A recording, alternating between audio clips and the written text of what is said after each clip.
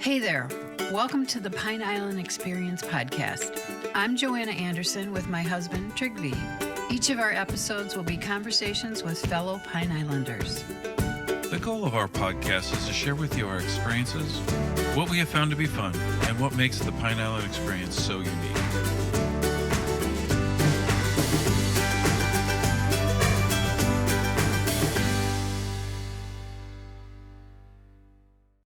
We did one, it was at the Hut restaurant. I don't know if you knew that. It was in Buckingham. And it's a really old, historical kind of Florida place. And people would get married there. And they had this kind of old pond there with an old waterfall with a bridge going over. But the setting was really nice. And people would get married there, even, before we redid it. And then a customer had called us. They had bought the place to remodel it and rebuild everything. So he dredged it, rebuilt it, built a big water feature there. And I would say that was probably my favorite one that I've done. It was probably the biggest one and the most satisfying one, just because so many people enjoyed it. Because with weddings and different services out there that we'd see that being used a lot. And I tried to do like a replica of that at my house, which is similar to that one. Not quite as nice because I didn't have the money like they did, but yeah. That was Claude Memoli from Uni-Scape Landscape and Design in St. James City, describing one of his favorite projects. This episode introduces Claude and Debbie, the owners of Uni-Scape, as well as Calusa Bug Spray, a very popular all-natural mosquito repellent they invented. Uni-Scape has been in business since 1986, delighting their customers with landscaping ponds, koi fish, waterfalls, outdoor kitchens, flagstone patios, and hardscapes. Calusa Bug Spray says bye-bye to bugs, complementing Uni-Scape Landscape and Design's motto, your backyard is your sanctuary. And now, here are Claude and Debbie. Thank you, Debbie and Claude, for coming, for saying yes. Really happy you did that. We're going to talk about Uni-Scape Landscape and Design and the Calusa Bug Spray. But first, we'll start off with your backgrounds and where you're from originally and how did you get here? How did you end up here? And Debbie, did you want to start? Sure. So I'm originally from Lanesboro, Massachusetts, and I moved in here in 1977. I met Claude about 18 years ago, and he was living out here in St. James City, and I moved here shortly after that, and we've been here ever since. And how about you, Claude? Yeah, originally from Long Island, New York, and moved here when I was 11 as well. And when I first moved here, I was 11, like I said, and worked with my brother-in-law actually doing landscaping. So that was my first experience with it. And you liked it. I did. I stuck with it. That was my first job and my only job. So did your folks then move here? At 11, I'm going to assume you didn't move on your own. That's right. My sister moved here first. My sister came to Florida on vacation, then met her husband, got married and moved to Florida. So, of course, the rest of the family had to follow. So when my dad retired, which was a few years later, we ended up all moving here. Cool. It's amazing. It seems to be the predominance of like somebody came fishing here, fell in love with the island, or somebody's parents or uncle or aunt had bought property. They came down to vacation and then they themselves fell in love and bought something. So. Right. And some of the people, believe it or not, we've interviewed started at 11. Yeah, That's a magical age. It must be. That's when you start wanting to work and do things and write. And it's amazing, those 11-year-olds. And that's when you came. Yeah. So how about your former careers? You went right into landscaping. I went right into it. Yeah. Like I said, that was my first job, and then stuck with it until after high school. And then went into cutting lawns, just got a lawnmower and started cutting lawns myself and built it up from there. And then eventually, pretty soon on, we wanted to branch out and do more ponds and water features instead of the landscaping then. So pretty soon on, we just started gearing more towards the koi ponds and water features. That's cool. How does one learn about that? I mean, The School of Hard Knocks. School of Hard Knocks, trial and error. Yeah, pretty much in the beginning, there was really no internet to speak of Right. to research stuff. So it was just, I had a lot of ponds at my house when I found the house in Pine Island. Okay. I just started experimenting and building different things and, got my first pond job and learned right from that and kept tweaking it until we got it down. And that's a lot of hard labor. We both worked in healthcare technology, so we pretty much sat at desks and worked on keyboards versus, you're outside and sweating and I assume digging and Yeah. doing all those kinds of things. So Yeah. that's really amazing. So was your brother-in-law or whoever you started work for, was he doing ponds or was this He just wasn't. something you wanted to branch into? It was just something I always wanted to branch into. So they did landscaping, lawn service and stuff like that. And I never really did like the lawn service part of it. So that didn't stay too quickly for the business. But we started out doing lawn service for a few years. And I think I was like 19 or 20 when I started doing it. And once we started doing the ponds, we just got into getting koi fish, and we had a little koi farm going before the hurricane that we Oh, actually. you had a koi farm. Yeah. You're raising your own koi. Mm-hmm. Yep. So we'd end up building the ponds, putting the plants, putting the fish in there, and filtration for the people. Wow. Yeah. Well, that answers the question. Where'd you get the koi from? You raised it. We would raise them. Yeah. Yeah. We would go to the koi show once a year in Orlando and buy little small, good quality koi Little fish from the babies. koi show. Yeah. And grow them out. And we had a lot of fun with that. Now, see, that's fascinating. When you don't know, it's interesting. Until you just said it, I'm like, well, I wonder where he got in that. There's a koi show. That you go to. There's all these parts to these industries that I guess you could, this is terrible, like plumbers may have trade conventions, et cetera, something like that. So that, like what's new in plumbing fixtures or something like that. But in landscaping, I assume it was more, trial and error, somebody having an idea, working through it. Yeah. And then once we started going to the koi shows, they had seminars on the trade of, best way to build koi ponds and filtration. We really learned a lot that way. And then by setting up our farm, we really were able to tweak the filtration to get it, to have really good quality water. How's the heat for them? I mean, I don't know. Are they mild weather fish or? If it gets super hot, they'll be affected, Okay. but the cold won't affect them. Oh. They could even freeze over. Not that we have that here in Florida, but up north, if it freezes over, the fish go deeper to where they could kind of swim and they go dormant. And then in the springtime, they'll start moving around again. Wow. Yeah. And then is the size limited by the pond that you put in, or It is. Okay. Yeah.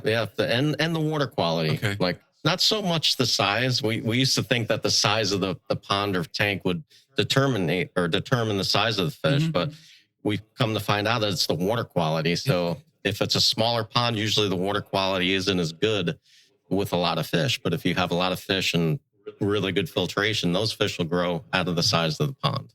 Now, does that take chemicals? Like if you had a spa or a pool, there's Similar type chemicals, but it's all natural. There are types of bacterias and enzymes that go into the water instead of like man-made chemicals. So it's all fish safe and plant safe.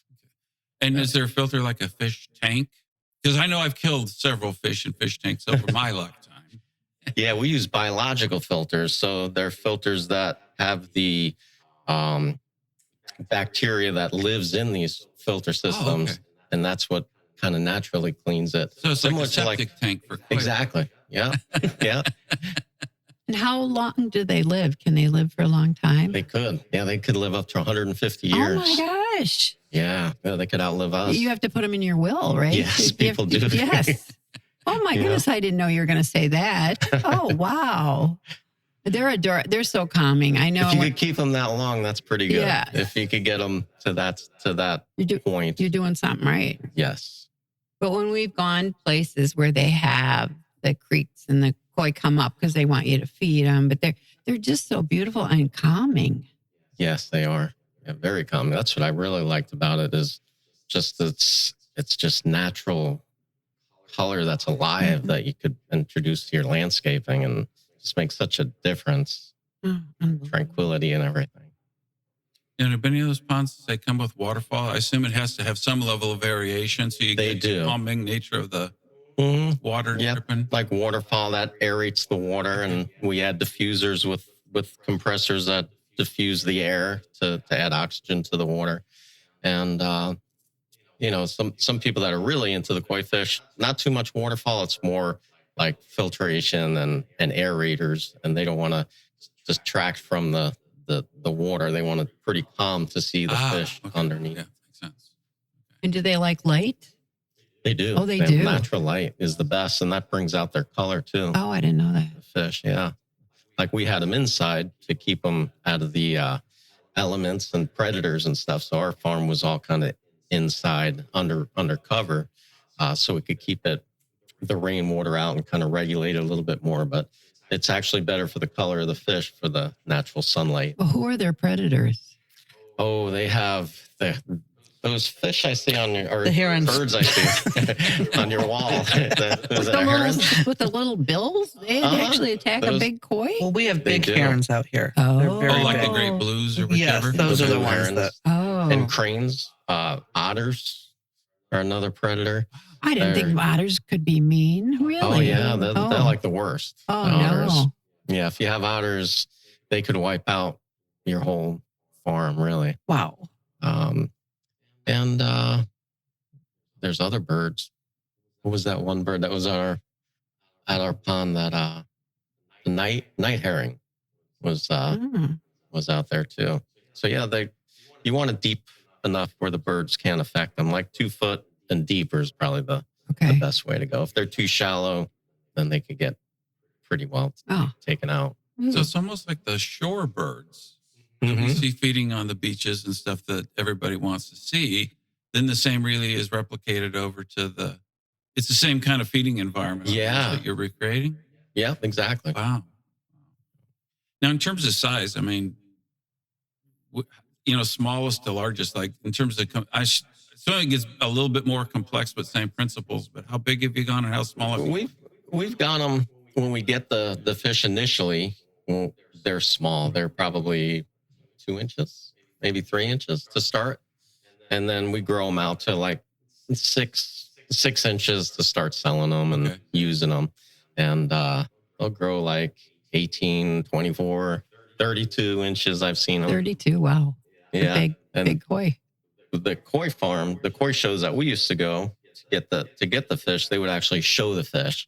So it was a big industry with people bringing their koi fish with beautiful markings that get judged. And some of these fish just go up like thousands and thousands of dollars. Yeah, we've seen them go up to like $10,000, if not more, for a koi fish. So is there kind of like to equate it to humans, like a pediatric, the teenager to adult stage where you have to do different things in raising them to be able to sell? Not really. The best way to grow them out is when the Japanese had it down. They have the knack. What they would do is cultivate the fish, and they know exactly what they're looking for. So the little tiny fish, they get millions and millions of little tiny fish, and they cultivate them and get rid of the ones that they could see at that particular time that aren't going to be a good quality fish. So there's massive amount of them that they get rid of. They only save maybe 10% of the fish that they have. So when we would breed them, they weren't very good quality fish. That's why we ended up going to the shows to get a better quality, which they were imported from Japan. Oh, okay. And they know what to look for. And as they're growing, they keep cultivating until they get the right marking that they're looking for, which is crisp separation between the colors, nice crisp lines, and a certain type of fish that they're looking for.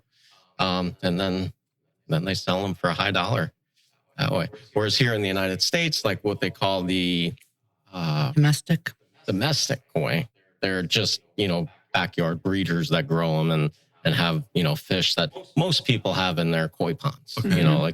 Unless they're really hobbyists and really into the koi fish, they would just have domestic koi fish, not so much imported Japanese. Not a show koi, right? not show quality, yeah, unless they're really into it. And then, I mean, these people really get into it. They have almost like special tanks that they transport them in, and it's Big pretty market. out there.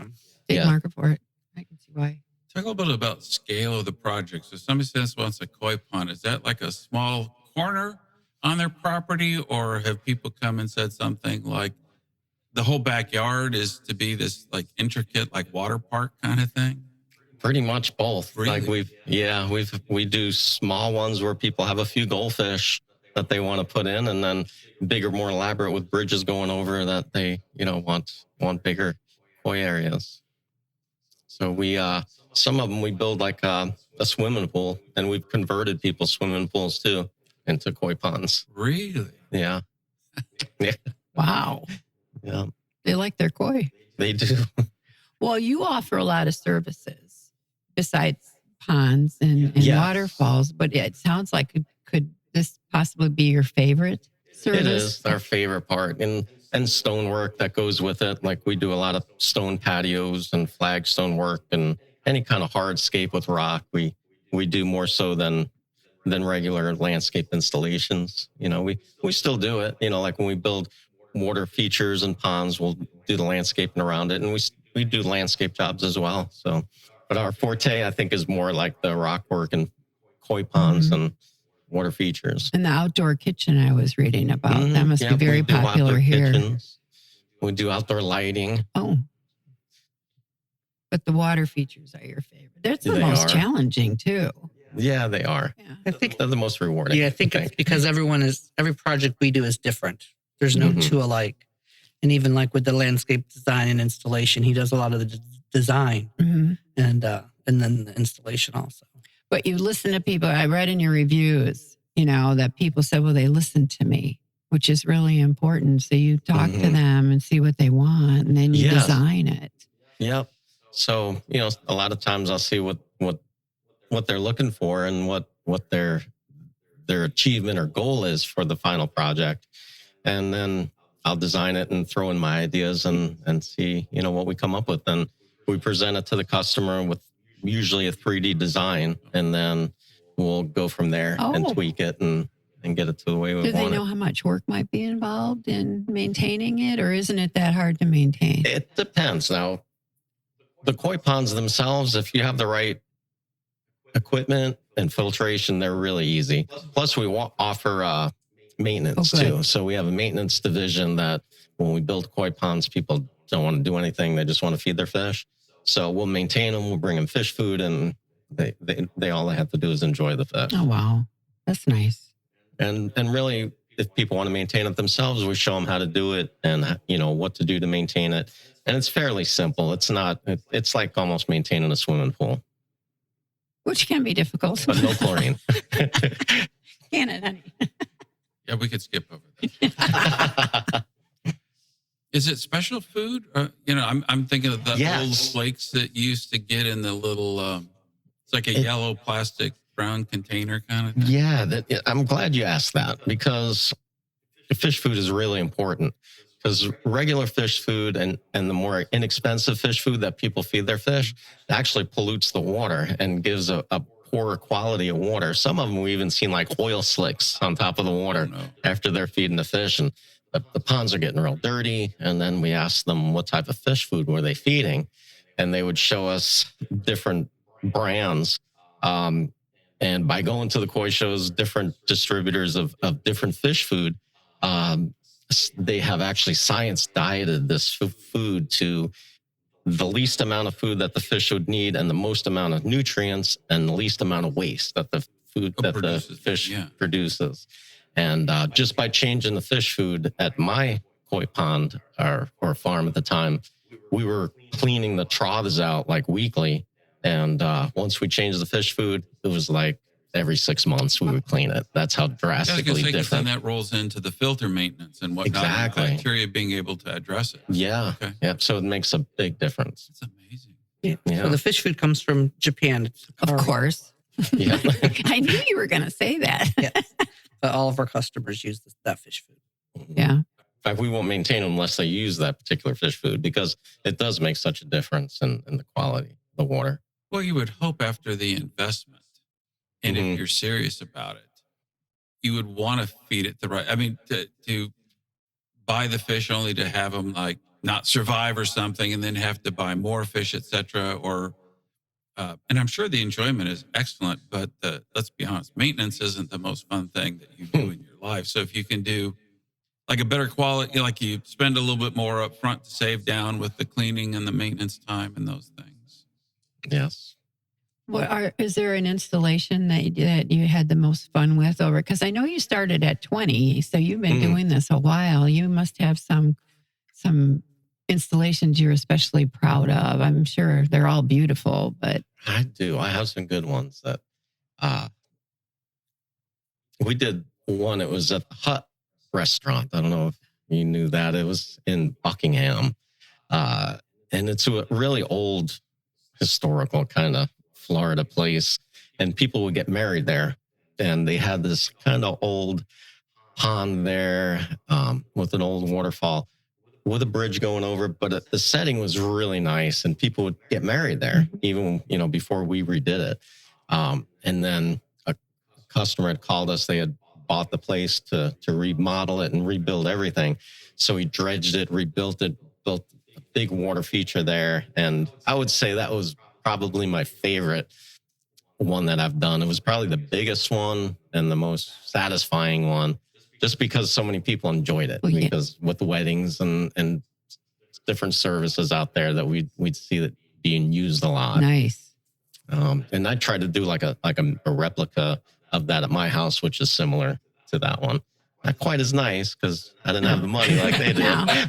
But you wanted the effect, right? Yeah. When you renew your vows, and you can always go out there. Well, actually, we got married in front of ours. Did you really? Uh-huh. Yeah. And it was that's beautiful. Nice. And you've made other newlyweds very happy. Yes.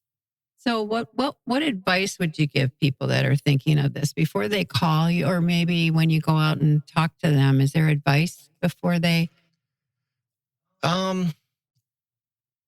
If they were considering about a koi pond, I would say just call us and we could give them, any pointers and steer them in the right direction. Because a lot of times where people would call us and, they were thinking about putting the pond on the left side of the house. And I would say, well, you're not going to really see it on the left side of the house. Why don't you put it in the front by a window, by your office or something like that? Okay.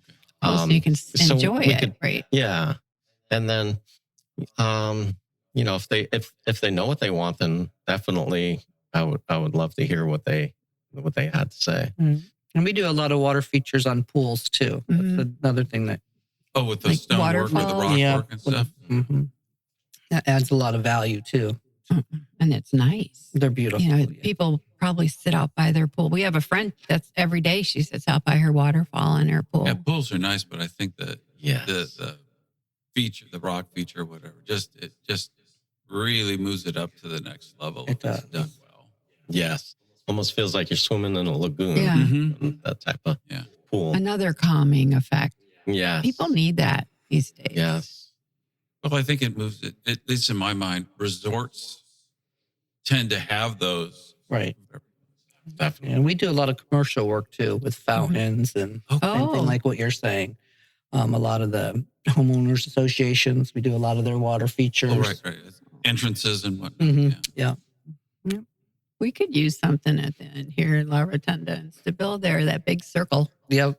That'd be a good That'd be spot. nice. Yeah. So I noticed in the certifications and a lot of recognitions, what's the Business Hall of Fame, Best of same city and ponds, lakes, and water construction from 2008 to present.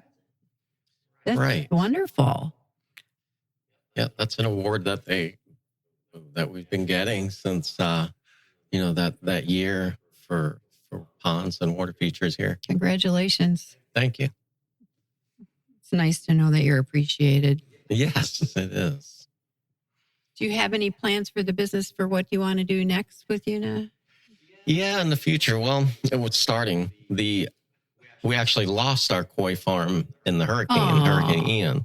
So we had the farm at our house, which ended up getting flooded, like 3 feet of water in there and destroyed everything. that we had. Your koi, you said? The koi went everywhere. Yeah.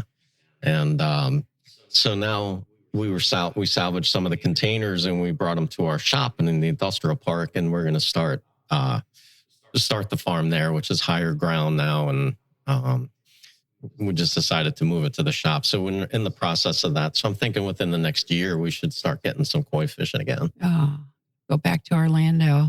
Yes. How many? I know that during the hurricane, some people in the center did better than other areas. But yeah, that's smart to go over there. And yeah, those higher ground there. Who would have thought? I know.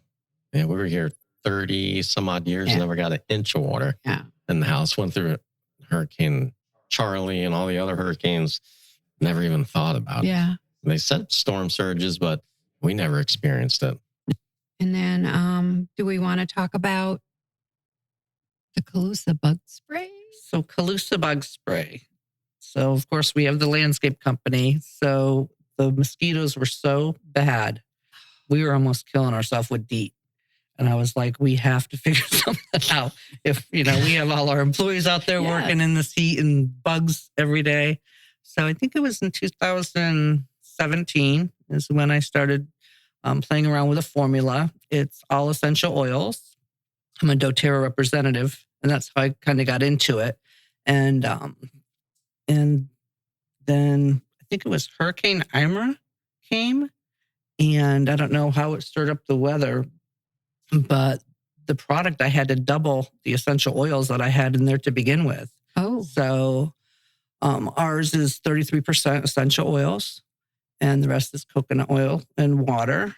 And it's been great. I had it in probably 20 different locations, mostly out here on the island, Yusepa Island, Sanibel, North Cap. And it's just been a small business that's been growing. Now we recently just started the Calusa Bug Soap. I saw that. So I saw a been picture going of that. very well. And we're also doing the Calusa Bug Spray candles now. Ooh. So those are just starting to get out. We've just been manufacturing those, of course, with the hurricane. I had lost all my product also. Oh, no. So now, thanks to the Matlacha Hookers, they were doing the small business grants, and we did get one for Calusa Bug Spray. So I was able to get all my supplies back. Good. And rolling with that now. And it smells good too. It smells great, and I it love works it. great. Yeah. I love it. So is the point to the soap then that one can shower, clean up with it, and it retains enough from the soap that you're protected without an additional application? Or And it adds an extra layer to it. So if you're going camping or you're going to be out fishing and you shower with it first, you already have all that essential oil in your skin. Okay. And then you're going out and you're spraying also, so you're like double protected. Gotcha. Well, I noticed, what is it? You say you shake it? Because it's essential oil, And shake it up, spray it it on, rub it in. and rub it in. And I never heard, DEET, I'm not going to rub that in, but with yours, that's an advantage. Exactly. Because who knows what you're hitting when you spray. Right. But if you're rubbing it in, then you're covering all the areas. Yeah, and there's no DEET. It's all, all natural. So people really love it. Did you have any chemistry background, or is this more of a chef recipe kind of that's what it was. messing around in the kitchen kind of thing? Yep, it was, like I said, putting it together, getting, testing it to where it worked, and then adjusting it after that one hurricane came. And then... now, how did you test it? Well, us and the employees. Test subjects like us.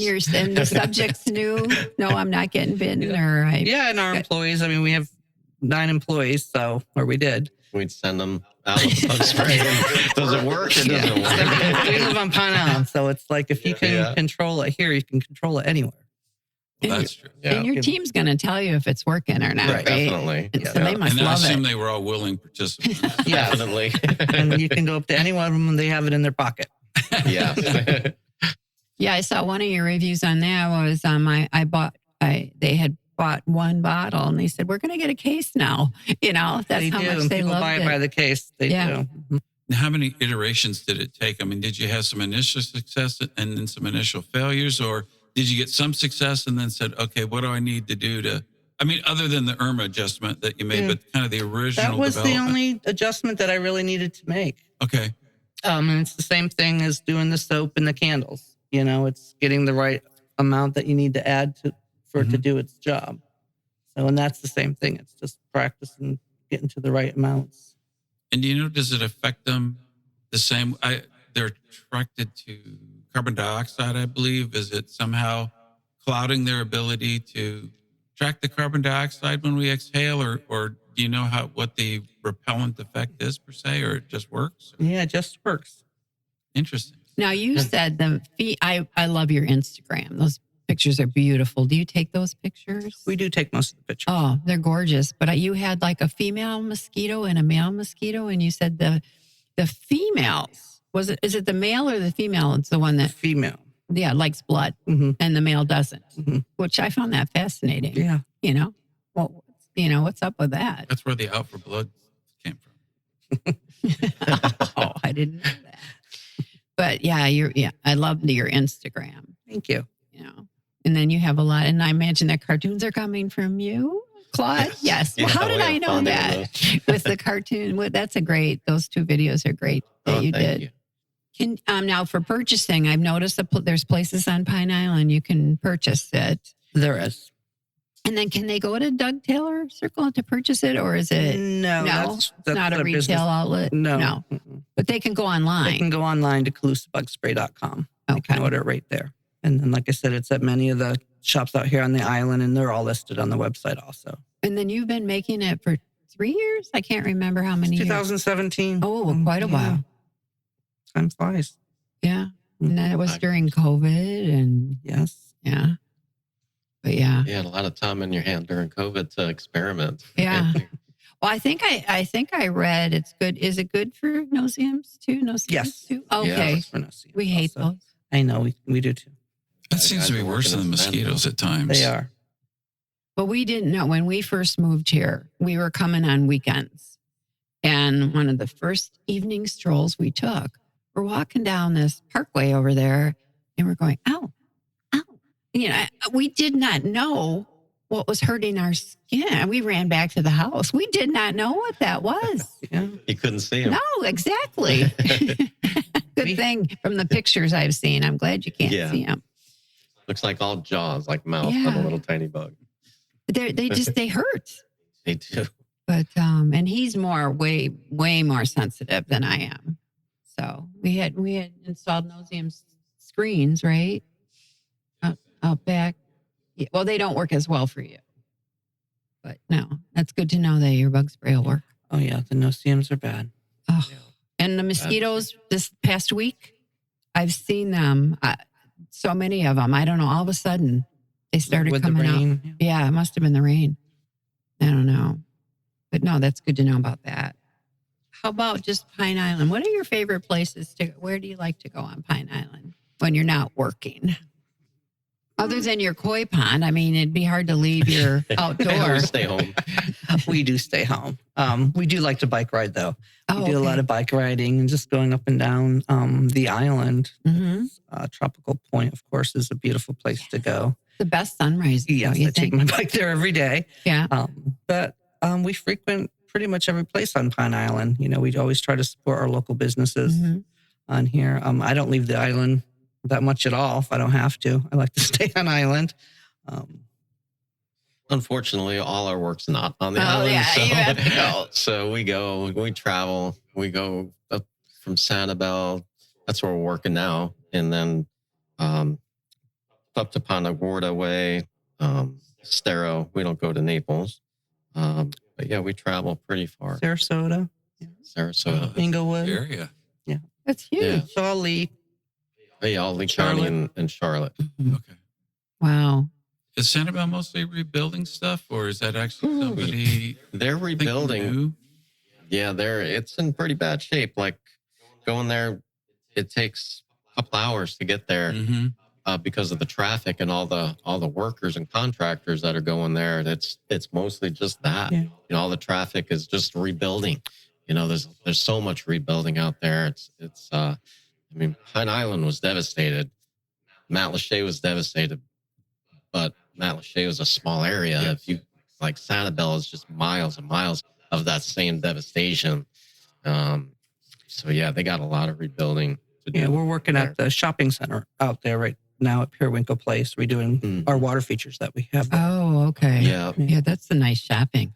Yes. Yeah, so we're restorating that one. Their pumps got all flooded, and they decided to make a few changes too. We were there. So I guess a good percent of your business is after the hurricane, right? Helping to rebuild or... Well, what we did after the hurricane is, of course, there was no landscaping work or Right. What we do, rock work. It's done a necessity. So people started calling us and like, will you clean our pool? So we cleaned pools for a few months because all of our customers were like, can you clean our pool? So we did that for a few months after the hurricane.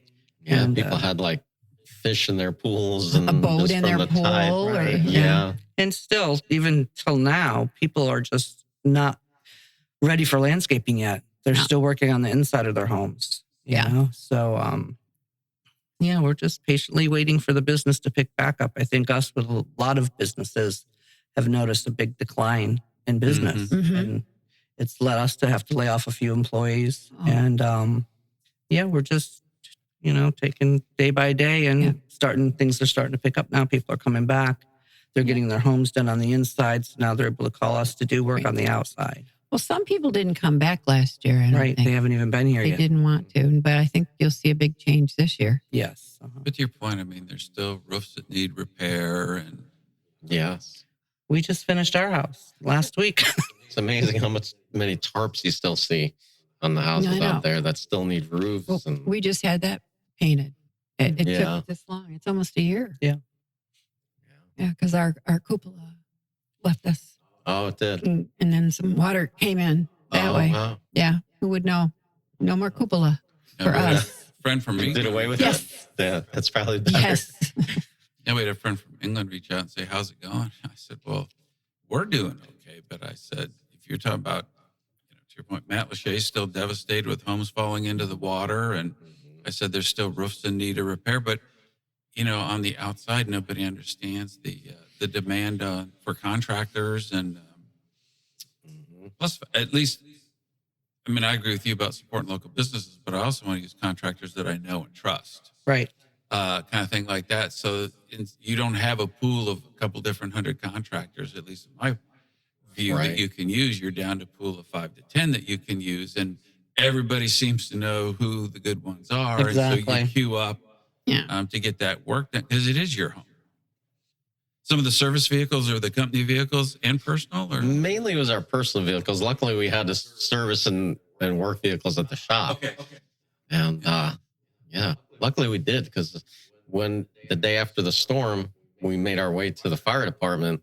They didn't have any fire rescue trucks here or anything. No ambulances here.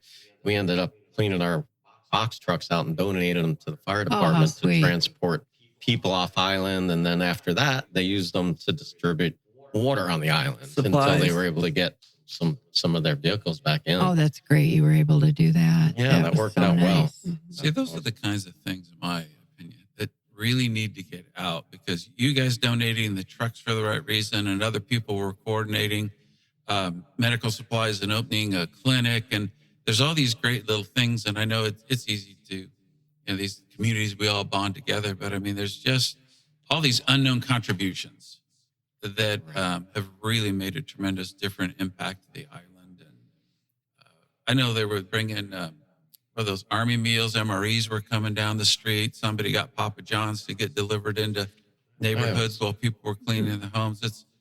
It said, well, you could drive to the center and get food, but who wants to leave their home when it can't be locked? Yeah. Holes in the side, debris in the yard, and weren't they delivering breakfast too? I think. Oh, in this yeah. neighborhood? It was so nice. People were driving. It's all community, and they were driving around delivering it because you couldn't leave your home. Yeah, I didn't want to be Yeah. at the house either. I was up at the Rural Central Food Kitchen, Oh. working up there, Oh, Oh, serving nice. meals That's up there. Yeah. Yeah, the community really pulled together. Is just so nice to see, Yeah. that just everyone pitching in Yeah. and just helping one another. Just, it's such a good feeling to do it and to see it, Yeah. It was really amazing. How grateful we were to be on Pond Island. Yes. Yeah. Yeah. We Yeah. have family that was from Fort Myers Beach that didn't get a tenth of the support that we got here as the Right. community. Yeah. Yeah. The churches, the Legion. I mean, every area of the island had these central places to come and get stuff, like the blue tarp was at the Legion, ice, and it's both directions. Yeah, we were going there every day getting ice. Yeah. No, it was wonderful. Oh, yeah, all the it was. support. And then what was that army that came around to tarp us? The Cajun Navy? Yeah, Cajun. The Cajun Navy? Was it? But they were both here. I mean, can you imagine if the people didn't have tarps and couldn't get them done? Yeah, the Cajun Navy, the day after the storm, was it 2 days after the storm? I had my dad living with us. He was 98 years old, and we had him floating in a kayak in the bedroom because the storm surge was so high. And there was the fire department had no way to get him off the island, right? Well, they couldn't tell us where he was going to end up, and the Cajun Navy came in to rescue him. My daughter had already arranged for them to come and get him on day 2, and they came and took him out by boat. Good. Took him to the family. mainland. Mm-hmm. My sisters picked him up like 2 days after the storm. So he made it just fine. Yes, he did. Yeah. Is he back now? He passed away. Oh, I'm sorry to hear He came back in that. December. I was able to go up and pick him up. He was in New Orleans, and I came back and picked him up, and he came home and had Christmas with us Oh, sweet. and enjoyed Christmas. Oh, so he had a good Christmas. He did. We mentioned the websites a couple of times, but let's make sure we get the URLs out because I know they can buy the bug spray there. Right. Mine is CalusaBugSpray.com. Okay. And then Uni-Scape is Uniscape.com. Okay, perfect. And that has phone numbers, et cetera, and other stuff. But certainly the online ordering, the locations on the island for the bug spray. Yes. And then the consulting and the design work then comes through the other website and getting a hold of you. And the business hours match in both, I noticed. Yeah, They do. Coincidence. Yeah. That's good. Yes, and a lot of customers still call us on the weekends, and we always answer the phones. Oh, you shouldn't have said that. Do you want us to bleep that out? No, that's fine. Yeah, that's I'm part of sure- the small town, though, right? Yeah. Well, if it's That an wouldn't happen. emergency, That wouldn't happen in a large community, Right. I Or mean, it wouldn't get answered, or nobody would call, one or both. We don't mind, I'll call you people will Monday. be like, I'm sorry to call on Saturday, but I need this, or can you help me with this? but We don't mind. emergencies always happen on the weekend. They Have do. you They noticed? do. I mean, with everything, Mhm. it's never And Monday usually through if- Friday. If it's a koi pond situation, even Sundays, because I know people are in love with their fish like pets. Yes. So if it's a Sunday and it's one of our customers, usually, We'll go. we'll go and take care of it. Like, if their aerator went out or something like that and they're panicking, we'll steer them in the right direction. Normally it's just like, okay, go to PetSmart and get an aerator and put it in and your fish will be good till Monday. All right, this is probably out there because you love them like pets. They do. Do people have like their aerators? Have you installed like a generator backup power? Yeah. Have you really? Yes, we've installed generators, backup powers, battery Of course. backup systems, extra aerators. Most of the people with fish, they'll have like 2 different sources. They'll have a little waterfall or fountain which produces air and an aerator. Okay. In case one of the pumps go out, they still have some aeration going in there. And us too. I mean, we have a separate generator just for our fish. And Sure. that's the Yeah. first thing. Before we take care of anything, the fish get the air. Yes. Now Well, you- certainly at the farm, you would have multiple systems, right? 'Cause Yeah. it's a commercial entity. But when you get, we're pretty lucky. I think the power's on quite a We get some brownouts and whatnot, but that's Florida. But all of a sudden, when you said they love them like a pet, I'm like, because I read years and years ago, and a long time ago, people back then were spending like $8 billion a year on their pets. It was some crazy high number, right? Mhm. And that's probably been 10, 12 years ago. And then when you said that, I'm like, I wonder what extent they go to with their koi pond. Oh yeah, they all have Yeah. generators. And Yeah. well, they love their koi. They Do they do. name them? Some do. Do Yeah. you Some name they your? Do don't. you name yours? I never named mine No. because I always had a price tag on mine. Oh, don't want to So I get didn't too wanna get close. too No. attached. $30. Yeah. But I imagine they Exactly. probably act Oh, you like like a pet. 45? Sure. Yeah, you like that? Yeah. Or about 60 over there. He looks good. That's pretty funny. I can see them recognizing you and following you around. They do. Yeah. Yeah. They get used to you Yeah. and they know when you're coming. And when strangers come up, a lot of times when I'd had people come and I go to feed them, they would be leery to Sure. come up. Once the people left, I'd feed them. They'd Yeah, just come your up. to me. family. So they know. Oh, that's special. Mhm. Well, listen, this has been wonderful. I didn't Yes. know that we weren't going to ask you about koi. Now we did. And that we learned so much. That was fascinating. Well, thank you. Just fascinating. And I appreciate you both coming. Well, thank you for Thank having you. us. Thank you so much. Welcome. We hope you enjoyed our Pine Island Experience podcast. If you have any ideas for us, people to interview, or any comments, please feel free to email them to us at pineislandexperience@gmail.com. That's pineislandexperience, all one word, @gmail.com. Don't forget to like us, and you may subscribe to this podcast using all the major catchers like Apple iTunes, Google Podcasts, and Spotify. Thanks again for listening, and remember, island life is a constant vacation. We'll see you on the next podcast.